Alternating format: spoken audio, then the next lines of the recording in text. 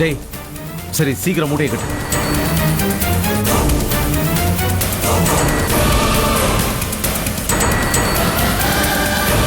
டேய் கபரு கட்டியாச்சு. ஓகே சரி வண்டி எடு சீக்கிரம் சீக்கிரம்.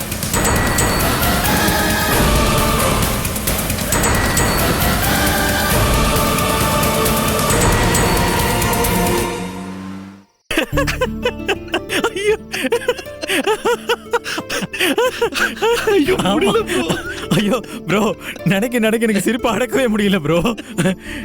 இந்த கொஞ்ச நேரத்துல அந்த அண்ணாச்சி நம்ம 2 பேரும் என்ன பாடுபடுத்திட்டாருல. தப்பா சொல்லாதீங்க ப்ரோ. நாம தான் அண்ணாச்சிய பாடா படுத்திட்டோம். நாம பண்ண டார்ச்சர் அவருக்கு தெரிஞ்சதுன்னு வைங்க, அவ்வளவுதான். அவர் லைஃப்ல நம்பர் எதிரிங்க நாமளாதான் இருப்போம். நான் என்ன பண்ணேன் ப்ரோ? நான் என்ன பண்ணேன்? நீங்க தான் அவர் கட்டையால அடிச்சு கொல்ல பாத்தீங்க.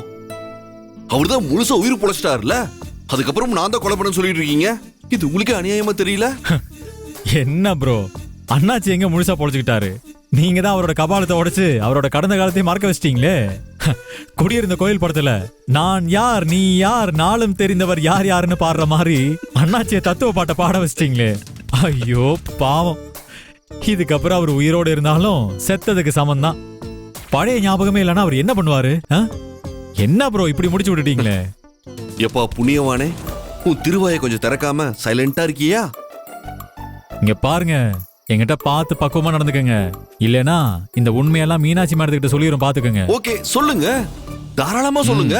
உங்களுக்கு தான் சட்டம் நல்லா தெரியுமே. குற்றத்தை செஞ்சவனை விட அதுக்கு உதவி செஞ்சவனுக்கு தான் தண்டனை ஜாஸ்தின்னு நீங்களே சொல்லிருக்கீங்க. மீனாட்சி மேடத்துக்கிட்ட தாராளமா போய் சொல்லுங்க. ஐயோ பிரதர், நான் சும்மா விளையாட்டுக்கு சொன்னேன்.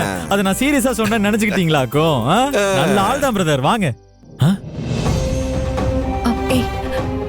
பிரபு அண்ணனும் 7 பேர் இங்கதான் இருக்காங்களா? வாங்க ப்ரோ, அவங்களும் வராங்க. வாங்க வாங்க.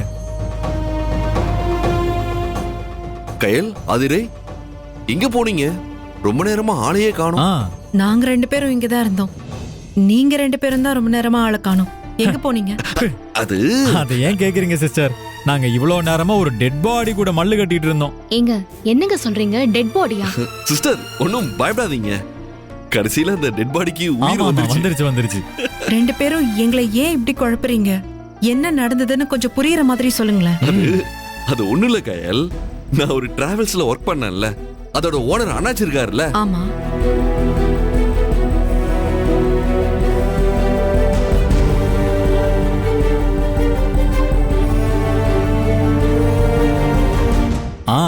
அண்ணாச்சி விஷயம் ஒரு பெரிய பிரச்சனையை வெடிக்க போகுதுன்னு நானும் 7 ரொம்ப பயந்துகிட்டு இருந்தோம்.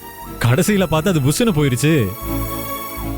ஆமா இல்ல, இந்த பிரச்சனை இப்படி முடியும்னு நம்ம நினைச்சு கூட பார்க்கல.